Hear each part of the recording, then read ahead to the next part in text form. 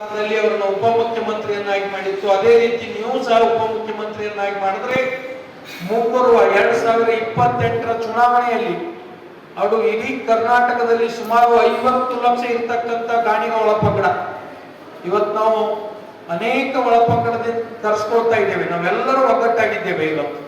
ಇವತ್ತು ದೇವಗಾಣಿಗರಾಗಿರ್ಬೋದು, ಸಜ್ಜನ ಗಾಣಿಗರಾಗಿರ್ಬೋದು, ಜ್ಯೋತಿಪಣ ಗಾಣಿಗರಾಗಿರ್ಬೋದು, ಶಿವಜ್ಯೋತಿಪಣ ಗಾಣಿಗರಾಗಿರ್ಬೋದು, ಕರಿಕುಲ ಗಾಣಿಗ, ಸಜ್ಜನ ಗಾಣಿಗ, ಕಲಶೆಟ್ಟಿ ಗಾಣಿಗ, ಪಂಚಮ ಅನೇಕ ಒಳಪಂಗಡಗಳಿಂದ ಕರೆಸಿಕೊಳ್ತಕ್ಕಂಥ ಗಾಣಿಗರು ಈ ರಾಜ್ಯದಲ್ಲಿ ಒಟ್ಟಾರೆ 40 ಲಕ್ಷಕ್ಕೂ ಮಿಗಿಲಾಗಿ ಇದ್ದೇವೆ. ನಮ್ಮೆಲ್ಲರ ಮೂಲ ವೃತ್ತಿ ಏನಿತ್ತು ಅಂದ್ರೆ ಈ ದೇಶದಲ್ಲಿ ವಿದ್ಯುತ್ ಬರೋದಕ್ಕಿಂತ ಮುಂಚೆ, ಕೆರೋಸಿನ್ ಬರೋದಕ್ಕಿಂತ ಮುಂಚೆ ಎಲ್ಲರ ಮನೆಯಲ್ಲಿ ಗಾಣಿಗರು ತಯಾರಿಸಿದಂತ ಎಣ್ಣೆಯಿಂದ ದೀಪವನ್ನು ಉಳಿತಕ್ಕಂಥ ಪರಿಸ್ಥಿತಿ ಇತ್ತು. ಇವತ್ತು ನಾವು ಕತ್ತಲಲ್ಲಿ ಕುಳಿತುಕೊಂಡಿದ್ದೇವೆ. ಈ ಸರ್ಕಾರ ನಮ್ಮ ಒಬ್ಬ ಶಾಸಕನಿಗೆ ಸಚಿವರನ್ನಾಗಿ ಮಾಡಿ ಆ ಕತ್ತಲವನ್ನು ಹೋಗಲಾಡಿಸ್ತಕ್ಕಂಥ ಕೆಲಸ ಮಾಡಿದ್ದೇ ಆದರೆ ಕಾಂಗ್ರೆಸ್ ಪಕ್ಷವನ್ನ ಎಂದಿಗೂ ನಮ್ಮ ಜನಾಂಗ ಮರೆಯೋದಿಲ್ಲ ಅಂತಕ್ಕಂಥ ಮಾತನ್ನು ಹೇಳಿ ತಮ್ಮ ಮುಖಾಂತರ ರಾಜ್ಯ ಸರ್ಕಾರಕ್ಕೂ ರಾಷ್ಟ್ರೀಯ ನಾಯಕರಿಗೂ ಒತ್ತಾಯ ಮಾಡ್ತಾ ಇದ್ದೇವೆ. ಸನ್ಮಾನ್ಯ ಶ್ರೀ ಲಕ್ಷ್ಮಣ್ ಸವದಿ ಅವರನ್ನ, ಭದ್ರಾವತಿ ಶಾಸಕರಾದಂಥ BK ಸಂಗಮೇಶ್ ಅವರನ್ನ ಸಚಿವರನ್ನಾಗಿ ಮಾಡಬೇಕು. ಜೊತೆಗೆ ಇನ್ನೋರ್ವ ಚಳ್ಳಿಕೇರಿ ಚಿತ್ರದುರ್ಗದ ಶಾಸಕರಾದಂಥ ವೀರೇಂದ್ರ ಪಪ್ಪಿ ಅವರು ಹೆಸರು ಕೇಳಿ ಬರ್ತಾ ಇದೆ. ಅವರಿಗೆ ಒಂದು ಅವಕಾಶ ಕೊಟ್ಟರೆ ಒಳ್ಳೆಯದು ಅಂತಕ್ಕಂಥ ಭಾವನೆ ಸಮಾಜದಾಗಿದೆ.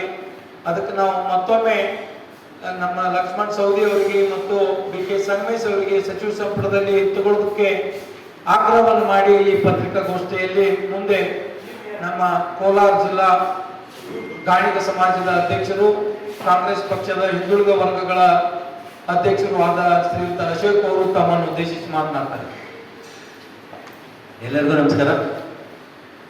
ಈಗಾಗಲೇ ನಮ್ಮ ಹಿರಿಯರು ಉದ್ದೇಶವನ್ನು ಸ್ಪಷ್ಟವಾಗಿ ಹೇಳಿದ್ದಾರೆ. ಸಂವಿಧಾನದ 4ನೇ ಅಂಗ ಮಾಧ್ಯಮ ಮಿತ್ರರು ತಾವೆಲ್ಲರೂ ಕೂಡ ನಾನು ಕಳಕಳಿಯಿಂದ ಮನವಿ ಮಾಡಿಕೊಳ್ತೇನೆ. ಗಾಣಿಗ ಸಮಾಜ ಕಾಯಕ ಸಮಾಜಗಳಲ್ಲಿ ಅತ್ಯಂತ ಪ್ರಮುಖವಾದ ಸಮಾಜ. ಇವತ್ತು ಏನಾದರೂ ಏನು ಕಾಯಕವನ್ನೇ ನಂಬಿಕೊಂಡಿದ್ದಂಥ ಸಮಾಜಗಳು ಕೆಲವಾದರೂ ತಮ್ಮ ಕಾಯಕಗಳನ್ನ ಉಳಿಸ್ಕೊಂಡಿದ್ರೆ ಪೂರ್ತಿಯಾಗಿ ಕಳ್ಕೊಂಡಿರೋದು ಸಮಾಜ ಯಾವುದಾದ್ರೂ ಇದ್ರೆ ಅದು ಗಾಣಿಗ ಸಮಾಜ.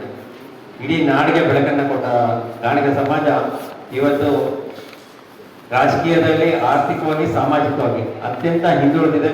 ಅಂತ ಒಂದು ಸಮಾಜದಿಂದ ಅತ್ಯಂತ ಪ್ರಭಾವಿ ನಾಯಕರಾಗಿ ಗೆದ್ದು ಬಂದಿರತಕ್ಕಂಥ ಲಕ್ಷ್ಮಣ್ ಸವದಿಯವರು ನಮಗೆಲ್ಲರಿಗೂ ಗೊತ್ತಿದೆ.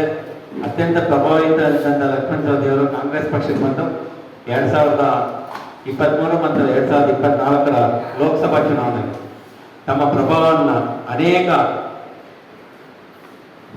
ಲೋಕಸಭಾ ಚುನಾವಣೆಯಲ್ಲಿ ಮತ್ತು ವಿಧಾನಸಭಾ ಚುನಾವಣೆಯಲ್ಲಿ ಬೇರೆ ಬೇರೆ ಕ್ಷೇತ್ರಗಳಲ್ಲಿ ಪ್ರಭಾವವನ್ನು ಬೀರಿದ್ದಾರೆ. ಅಂತ ಒಬ್ಬ ಅಗ್ರಗಣ್ಯ ನಾಯಕನಿಗೆ ಇವತ್ತು ನಾವೆಲ್ಲರೂ ಕೂಡ ಮಂತ್ರಿ ಮಾಡಬೇಕು ಅಂತ ಒತ್ತಾಯವನ್ನು ಮಾಡ್ತಾ ಇದ್ದೇವೆ. ಹಾಗಾಗಿ ನಮಗೆ ಆಶಾಭಾವನೆ ಕೂಡ ಇದೆ. ಕಾಂಗ್ರೆಸ್ ಪಕ್ಷ ಹಿಂದೆ ಸಿದ್ದರಾಮಯ್ಯನವರ ಕೇಂದ್ರದ ಮಂತ್ರಿ ಮಾಡಿದ್ರು, ಅದೇ ರೀತಿ ಇವತ್ತು ಈ ಒಂದು ಸಮಾಜಕ್ಕೆ ನ್ಯಾಯ ದೊರಕಿಸ್ಕೊಡ್ತಾರೆ. ಅತ್ಯಂತ ಹಿಂದುಳಿದ ಗಾಣಿಗ ಸಮಾಜಕ್ಕೆ ಕ್ಯಾಬಿನೆಟ್ನಲ್ಲಿ ಒಂದು ಸ್ಥಾನವನ್ನು ಕೊಡ್ತಾರೆ ಅಂತ ಆಶಾಭಾವನೆಯನ್ನು ನಾವು ವ್ಯಕ್ತಪಡಿಸ್ತಾ ನಮ್ಮ ಕಾಂಗ್ರೆಸ್ ಪಕ್ಷದ ಎಲ್ಲ ಅಗ್ರಗಣ್ಯ ನಾಯಕರು ಕೂಡ ನಾವು ನಮ್ಮ ಸಮಾಜದಿಂದ ಈ ಒಂದು